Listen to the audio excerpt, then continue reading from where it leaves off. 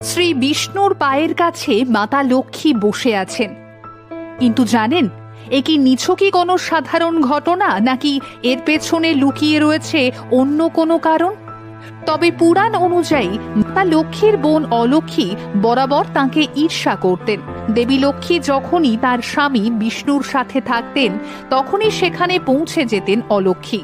একদিন মাতা লক্ষ্মী অলক্ষ্মীর এই রকম ব্যবহারের কারণ জানতে চাইলেন। অলক্ষ্মী বললেন, তাকে কেউ পুজো করে না, তাই তিনি সবসময় মা লক্ষ্মীর সঙ্গেই থাকবেন। এমত অবস্থায় ক্রুদ্ধ হয়ে অলক্ষ্মীকে অভিশাপ দেন মা লক্ষ্মী। বলেন, অলক্ষ্মীর স্বামী হবেন মৃত্যু দেবতা। নোংরা, অলসতা, রাগ যেখানে স্থায়ী হবে, সেখানেই বিরাজ করবেন অলক্ষ্মী।